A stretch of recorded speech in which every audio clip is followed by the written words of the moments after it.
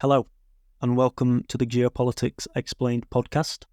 This is the podcast that delves into the intricate world of global politics of the past and present, while also exploring potential possibilities for what tomorrow could bring. I'm your host, Dylan, and in each episode here of the Geopolitics Explained podcast, we'll break down complex issues into small, understandable chunks through in-depth scenario analysis. So come and join us as we navigate the ever-changing landscape of international relations, uncovering the stories behind the headlines and predicting the trends that could shape the future of our world. This episode will be a continuation of the content that we covered in the previous episode, which explored the history of Sudan. Today, we will dive into the current civil war that is unfolding in Sudan and potential directions that this conflict could be heading in. After al-Burhan and the Sudanese armed forces executed their coup that occurred in 2021, we saw another large group within Sudan called the Rapid Support Forces, who are under the control of a man named Hemedti, still exist in Sudan.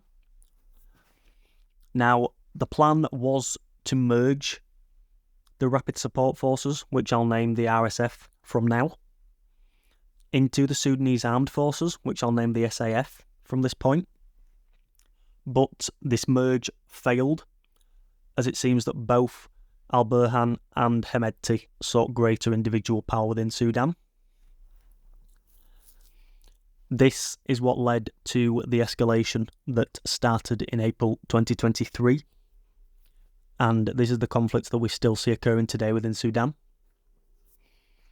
There are also a few other groups involved in this current conflict, such as the Darfur Joint Protection Force, the SLM, and the SPLM-N.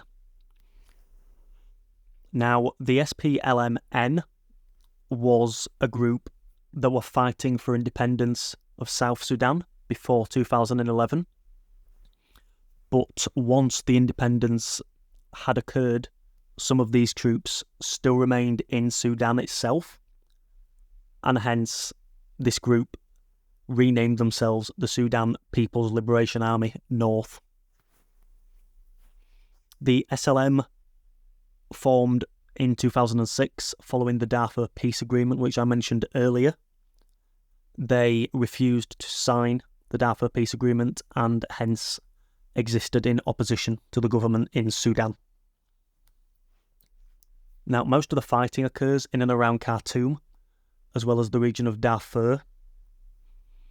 And as I mentioned at the onset of the podcast about this conflict and other conflicts around the world not particularly being discussed in as much coverage as they should be, this conflict is one of the biggest humanitarian disasters globally. Over 7 million people have been displaced, and over 2 million have left the country as refugees. Over 20,000 people have been killed. Every time a coup attempt or other huge political changes occur, the balance of power shifts. And it's these questions that I discussed above that the key players ask themselves. Unfortunately, the most common occurrence is that those with less power are exploited to boost the individual power of those with more power. Especially when we're in a country with a lack of reputable institutions, with a lack of power sharing mechanisms, or of more powerful players to oversee peace and stability in the country.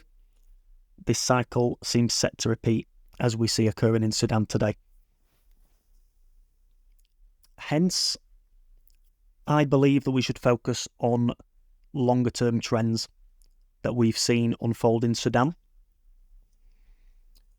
The country has experienced 19 coup attempts since its independence in 1956. This leads me to question if there are internal problems within Sudan or if it's other players on the international stage who continue to fuel this conflict. The biggest takeaway in my eyes is the fact that Russia and Iran are supporting different sides on this conflict, yet Iran has been supplying Shahed drones for Russia's war in Ukraine. In a deeper question, could Sudan and Iran's reapproachment be a sign of more influence of the Islamist sectors that exist in the government in Sudan? The same sectors that former leader al-Bashir was heavily aligned with. Another player who is active in this conflict in Sudan is the United Arab Emirates, who are deemed to support the RSF. This places them on the opposite side to Iran and the same side as Russia. And similar to the Wagner Group, the UAE also has stakes in the gold mines within Sudan that are controlled by the RSF. The UAE itself has denied any involvement in the conflict, but it is rumoured that they have been supplying the RSF with weapons. This issue has seen the United States appeal to the UAE to stop its support, even though the UAE has denied its support for the RSF. Some analysts have stated that the UAE is one of the countries who continues to fuel this conflict that's occurring within Sudan today. Now, we have other players in the region who aren't involved directly in the conflict, but exist in geographical proximity to the conflict. If any mediation was to occur, it could well be the following countries and organisations that could make some progress here. Those being Kenya, the African Union, Ethiopia, and Chad, as well as Egypt to the north. I'll specifically mention some extra details when it comes to Chad. Chad has ethnic and political ties to both the RSF and the SAF.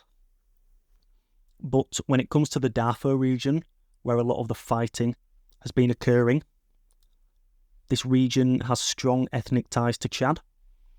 Hence, sometimes clashes have erupted on the border between Sudan and Chad is worried about the impact a potential refugee crisis could have as people flee the conflict in Sudan. As for Egypt, they worry about security for their own country and the status of the River Nile, which flows through Sudan. Egypt diplomatically supports the SAF and supports a military-led Sudan. The Egyptians and the Sudanese armed forces have also undertaken joint military exercises together and signed a military cooperation agreement in March of 2021.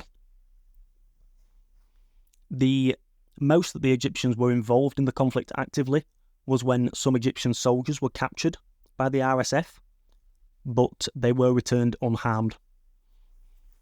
Outside of this, Egypt has remained majority uninvolved in this conflict that's occurring in Sudan, even though it's occurring next door to them.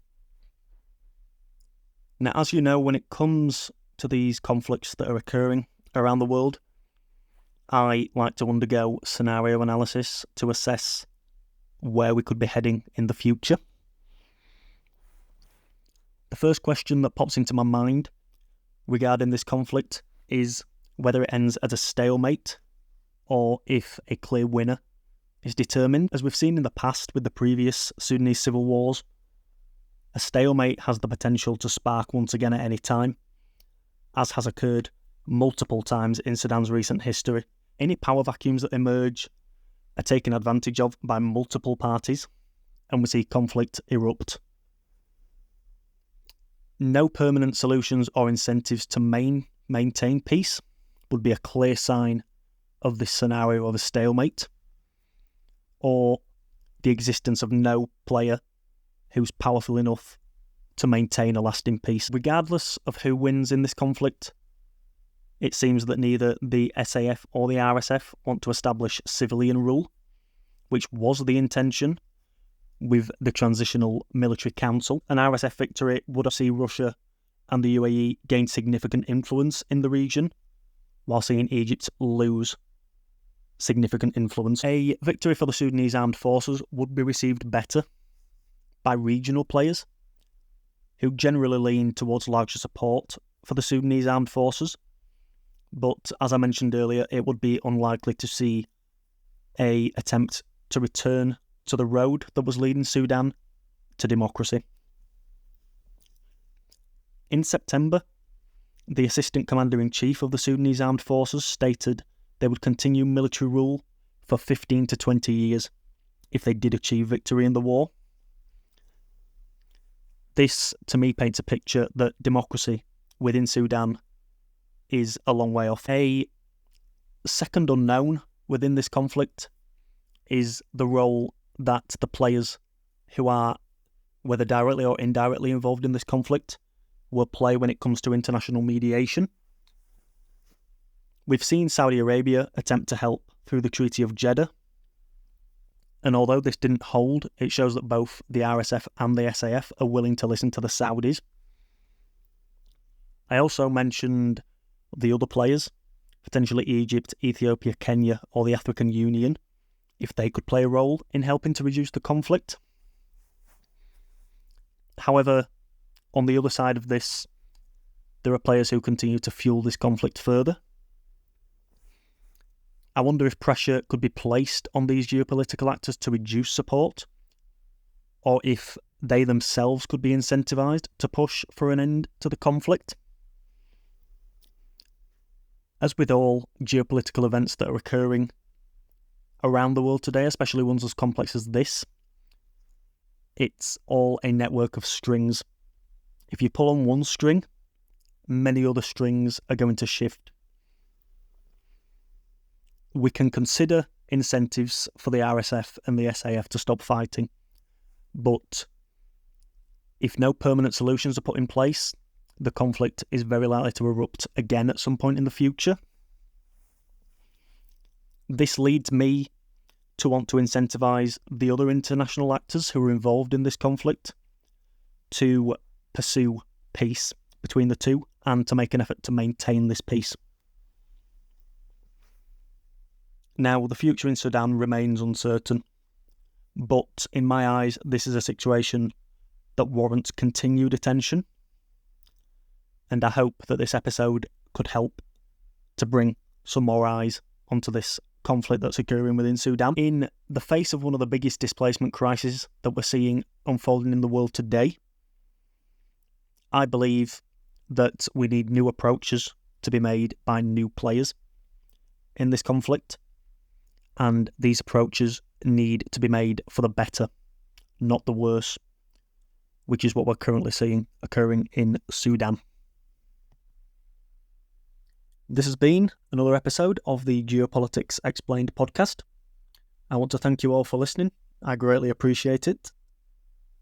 If you enjoyed this episode, why not leave a review on the podcast platform of your choice? There is a lot more content over on Substack, where I release written pieces twice a week. You can find the link for this in the description of this episode. Once again, I've been Dylan. Until next time.